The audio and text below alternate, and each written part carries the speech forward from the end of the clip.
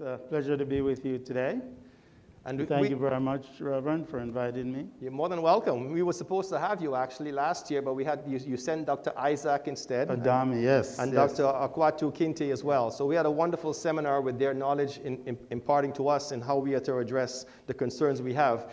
And today, we were hoping to have everything back to normal by now. At least I was told last year. And then boom, this virus called Omicron. And now I've taught Greek to this wonderful congregation. So they know alpha, beta,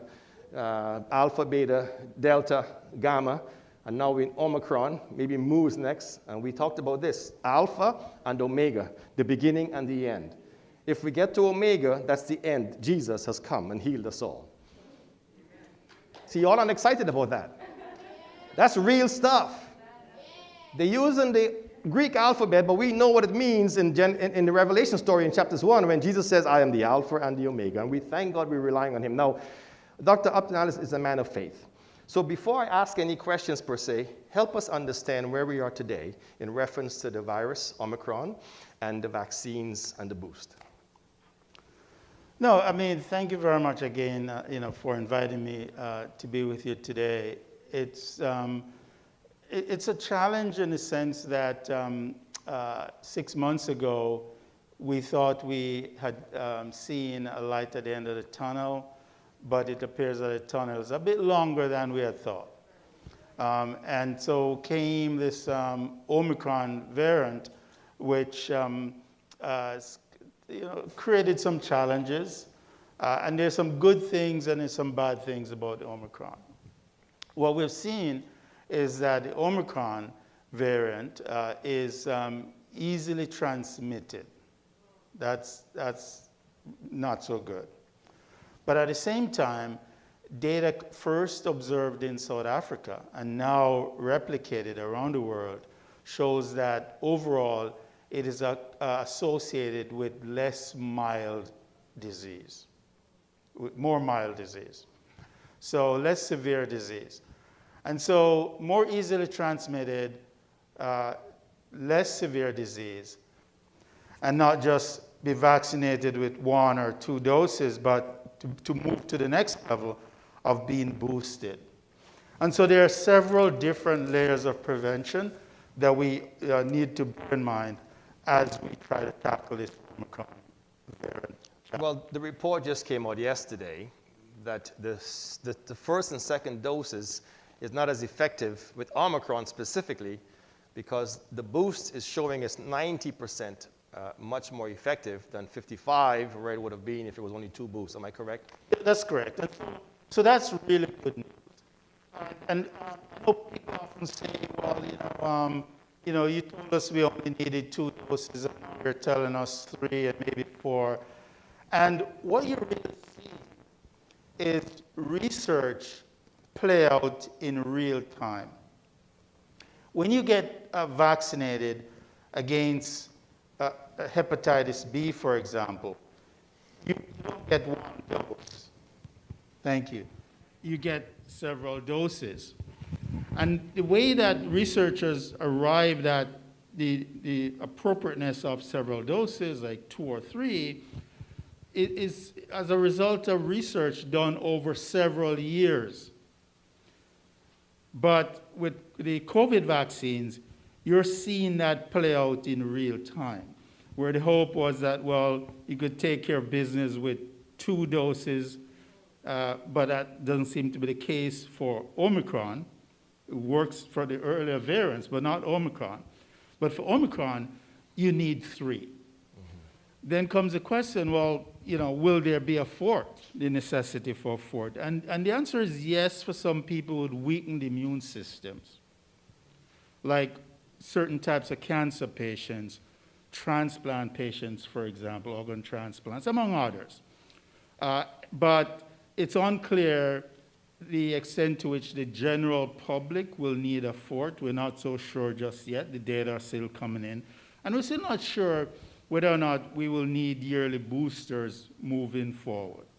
So you're really seeing research play out in real time, and people often interpret that as uncertainty. But it's actually the research playing out in real time. So in other words, if you had fallen asleep over the last 2 years and you woke up 3 years from now, you'd be looking back and say, okay, Omicron, you need 3 doses and maybe a fourth dose if you're immunocompromised. And that's the way to think about it. Yeah. So for those then who are not vaccinated, or at least awaiting maybe some other courageous way to do it, and waiting perhaps for the pill, the pill is it Paxlovid or whatever it's called? Paxlovid. It's coming. Explain to us then, I mean, whether you take the vaccine or whether you take the pill, is it the same effect in our chemical makeup in our bodies, biological makeup? Yeah, so that's a really great question. Let me start by saying that, you remember our grandmothers would say, prevent is better than cure? Right. Vaccines prevent. They're aimed at preventing severe illness. I'll come back to that in a minute. The medications like Paxlovid, you're already infected, and they're trying to prevent you from getting worse. So there are some people who will get infected, and then within a few days, they're really quite sick. So you really can't wait to be infected and then hope that the pill will rescue you. And the other thing to bear in mind is that the pill is in a very short supply. And, people have asked me, when you compare the vaccines to the pill, which is safer? Of course, people will say, well, the pill is safer. We don't know that yet. Because we often think of, it's a lot easier to take a pill, but not necessarily so, depending on what other medications you're on. So for example, if you're on certain medications, the doctor will sit down very carefully to make sure that this Paxlovid pill doesn't interact with those, and what adjustments will have to be made to those medications. So it's not that straightforward. Right. So it's really important to bear that in mind. Now, I mentioned, preventing what one is trying to prevent with COVID, with COVID vaccines and with the pill. One needs to remember that there are 3 levels of prevention when we try to prevent bad outcomes from COVID. The first, you want to ensure that if you get vaccinated, the vaccine prevents you from dying if you get COVID. Second, that the vaccine prevents you from having severe enough illness to be admitted to hospitals. And so far, the vaccines are doing extremely well at those 2. So if you ask me, what do I want from a vaccine? Give me those 2 any day, severe disease and mortality. But then there's that third thing. In an ideal world, you want the vaccine to prevent you from getting COVID in the first place, even its mildest form. And that's where the vaccines are less effective. And so essentially what the vaccines are doing there is essentially saying to you that, okay, I might not be able to prevent you from getting COVID entirely, but if you get it, it's going to be mild. And that's really an important point. So when you think of the way the vaccines are working, mild disease, severe disease, mortality. And that's a general principle for all vaccines. It's just that when it's communicated in the media, people often don't break it down that way. They say prevent COVID, but that's not really quite accurate. You're preventing mild COVID, severe COVID, mortality. Mild measles, in the case of measles vaccine, severe measles mortality. Chickenpox, mild, severe, bad outcomes from chickenpox. Same principle. Yeah. And the media, of course, and our own research in whatever platform that might be, misleads us from someone like yourself who is in the lab, who is in the ICU, who is in the hospital seeing the reality of what's going on. And one of the myths, I believe, that we've been seeing for the last little while on the news is that they kind of compare current cases of vacciners to current cases of non-vacciners? Now, I know the answer for that, and I know the reality of it, but many of us are misled by that, because 100 vacciners and 200 non-vacciners conveys a confusing message and empowers the anti-vaxxers, not realizing that it's not true, because they are in the greatest, highest risk of danger towards severity and mortality. So can you respond to that for us to help us understand when we see these reports about vacciners versus non-vacciners in the hospital, for example, and the cases you were seeing and the ICUs, where is the majority of the cases there and what are the concerns? Okay, so I showed you, I illustrated to you the different levels of prevention, and I gave you 3 categories: mild, more severe, and mortality. But it can even be broken down further. People who are vaccinated, if for some reason they end up in hospitals with COVID, they tend to stay on the wards, they don't go to the ICUs. And they tend to spend shorter time in the hospital as opposed to longer times in hospitals. So when you break it down, you can actually see differences in the outcomes among those who are vaccinated versus those who are not vaccinated. And so it's an important thing to bear in mind. We used to see this very frequently with the flu vaccine, where somebody would come, often healthcare workers would come to us and say, well, you told me to get the flu vaccine, and I got it, and I still got the flu. And I would say to them, but you didn't end up in hospital. And they said, well, I know somebody who was in hospital for 2 days, so they didn't make it to the ICU. And so there are different levels of prevention and effectiveness of that strategy that we gain those levels from vaccines. And I think the issue of the unvaccinated versus the vaccinated in hospitals, there are very different situations there. And what would you say is a drastic example of the percentage difference? Because they don't share the percentage difference, they just share the numbers, and that's what confuses you. Because if you would have shared the percentage of those who are vaccinated but perhaps ending up in the hospital, as opposed to who are not vaccinated ending up in the hospital, well then what is the number of non-vacciners in compared to the number of vaccinators? And so can you respond to that, the percentage-wise? Yeah, the percentage really do vary depending on the population groups that you're looking at. I think that the way that we often think of it is that if you have 200 people in hospitals and you find that, you'll find that most of them are unvaccinated. Some will be vaccinated. But the unvaccinated group, as a percentage of the total people who are unvaccinated, is significantly higher.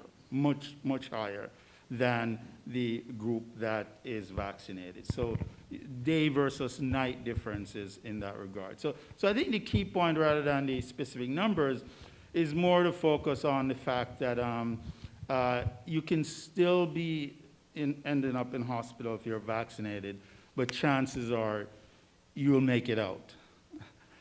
If you're unvaccinated, you're much more likely to get into issues there. Yeah. And along with our faith then, because at this church we make it very clear that when you come into these doors, this is holy ground. Vaccinated or not vaccinated, this is holy ground. And we respond in the same way by treating everyone with the same offer of grace and faith, though we're going to practice, as you see, masking and distancing and everything else, right? But there's always going to be that percentage of the population, whether it's me or whoever else, who's always have some kind of a debilitating factor in their bodies, health-wise, that is always going to have some kind of alternative effects towards the virus, right? Can you speak to that? And maybe also the secondary question I want to say with you is then, besides the vaccine, we don't hear much about the preventative in terms of how do we strengthen our immune system. I'm taking vitamins C, 1,000 grams a day. I'm taking vitamins D, 500 grams a day. And I'm taking zinc, 500 grams a day. That's what I do every day, at least for now anyways, right? I always have, but I'm making sure I'm very regimented about it now. But having said that, is there anything, an orange every day, a banana every other day? I also take some powders, the amla powder. I take the ginger powder. And there's another one I take as well. But that's me as a pastor, exercising my practical faith. I believe God is going to keep me protected in you, but also practical faith as well. Can you speak to that? It's really important to live a healthy, fulfilling life. I think that protects us in a general way from some of the worst outcomes associated with any disease. So it's really important to bear that in mind. But it's also important to recognize that would be just one part of the bundle of measures that one needs to stay well.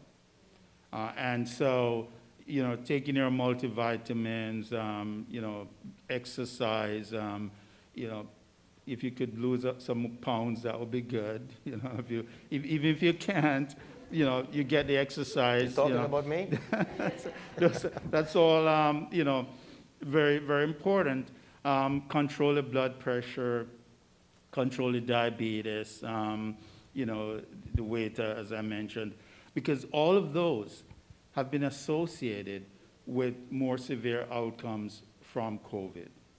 And it so happens that in the African North American population, high blood pressure, diabetes, obesity rates are high and higher than we want them to be. And those are some of the factors that contribute to poor outcomes from COVID. So we have to take care of those, but we have to eat well and exercise well. And as the Reverend said, we'll take all vitamins and so forth. But don't ignore the other measures, including vaccines. I know vaccines, for many people, can be a scary thing. But based on the data that we're seeing emerge so far, the benefits overwhelmingly, and I'm saying that without question, overwhelmingly outweigh the risks. There's absolutely no questions about that. The other thing to bear in mind is that, and the Reverend alluded to this, is that 2 people will get COVID, and one ends up in hospital and can be really severely ill. Another gets COVID and, just, walks away with no major illnesses. And research is being done now to try to flesh out, to see if we can understand those differences. So because your neighbor didn't get vaccinated and got COVID and is well, doesn't mean that you will have the same type of outcome. And that's an important point to bear in mind. And you just have to listen or look at some of what's happened in the United States, where some politicians, who are anti-vaccine get COVID and die, and others get COVID and they're fine. And we don't have the research yet to break that down. We're trying to do some of that work at the hospital, but we don't have, at Sick Kids, but we don't have the answers yet. Is that tied to the research that you've been doing the last little while? This is your 3rd time at the church doing the research. It's connected, yes, it is connected. It's not exactly the same samples of people that are being studied, but it is connected. And what we're trying to do, it's actually one of the earliest studies that we try to get done, and that we said to ourselves, why is it that some people get COVID mild and others get it severe? Is it related to our genes? And so we started to embark on a study to answer that. The interesting thing about that is that shortly after we started on that endeavor, many people across Canada, in fact, the world, started to do similar work. And it reached a stage where we were and are still concerned that at the end of the day, we will get a lot of data that answers that question for white folks. But we might not get enough numbers to answer the question for black folks. And that's something that we have to be very mindful of as we participate in various research initiatives. We started this at Sick Kids to answer that question, as I said. Shortly after that, many people started to do similar projects across Canada, and then took on others who are asking the same question in other parts of the world. And right now, what we're seeing in terms of the numbers of people participating, the very few black folks, and most of the folks are Caucasian or Asian. And so the worry is that, worry if you call it the worry, the concern is that at the end of the day, we get an answer for white folks and we say, this is why you get more severely ill and you not, but we might not have enough numbers to get the answer for black folks. We hope it doesn't happen that way, but it could, and we have to be mindful of that. Wow, yeah, and you yourself is obviously a black person. So a couple more questions before we wrap it up. You yourself are vaccinated? Well, I've gotten my booster. Okay. And it's good to know the doctor is that way. Oh, absolutely.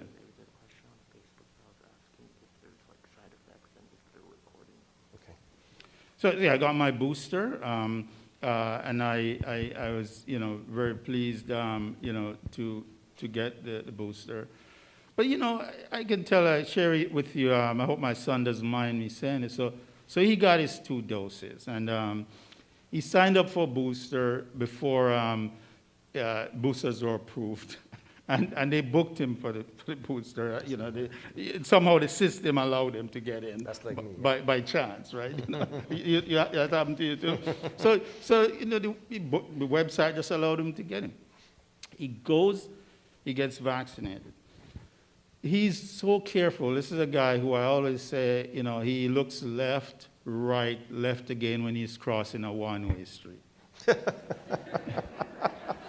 He's very careful.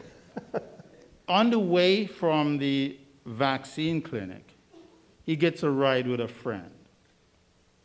And somewhere along the 20-minute ride, he takes off his mask very briefly, puts it back on. The day after, the friend came down with COVID. And 3 days after, my son has COVID. And was absolutely worried. Fortunately, it was roundabout, as I said, roundabout when the booster was given, so the booster was kicking in. And he felt lousy for about 3 or 4 days, but he had a mild outcome. And so he was sort of very fortunate in the sense that he literally got infected around about the same time he got his booster. And so he was able to get some benefit from the booster. It's not perfect because the vaccine does take some time to kick in, but the fact that he had gotten vaccinated before meant that the booster would kick in more quickly. Mm-hmm. And so even when you're careful and overly careful, you can still get infected. And so his situation was one of those, good examples. Just briefly took his mask down in the car with a friend, and he got infected. Yeah, let me ask you another. So we have a question on Facebook. I'm going to ask you very shortly, but we kind of have dealt with this for quite a long time now. We've broken some of those myths, right? The DNA versus the RNA. Yep. The magnetic field that is being injected in you, the mark of the beast, and all these things, and it was designed too short. We've answered all those questions already, and they all were myths, as we know, right? Even though some are still perpetrating it, right, for the most part, right? But somebody was asking still again, what kind of side effects should we be concerned about? Is there any grave side effects we should be concerned about when it comes to the Omicron? Yeah, the key. The Omicron as opposed to Delta. I think the big picture is really side effects related to COVID generally, including Omicron. And so, for example, and I'll just illustrate a couple of those. Number one, Omicron, like Delta and other variants, can cause heart disease, like myocarditis. And when it does so, it is several times, somewhere like 19 or 20 times more likely to cause that than the vaccine. So there's a concern that in young individuals under 30, young teenagers and young adults, that the mRNA vaccines might be associated with inflammation of the heart. COVID causes that much more frequently, 19 or 20 times more frequently than the vaccine. So that's one point. The second point that people often bring out is, would the vaccines be associated with fertility, infertility? And the answer is no, and there's actually no scientific basis for it. But people wouldn't believe that at all until the studies now, one just came out on Friday in the United States that actually showed that when they followed couples who were trying to get pregnant prospectively, those who had been vaccinated were not showing any issues with fertility at all. But guess what? There was a drop in the fertility rate when the male partner had COVID in the 60 days after, within a 60-day period after they got COVID, their fertility rates dropped. So COVID was affecting fertility, not the vaccine.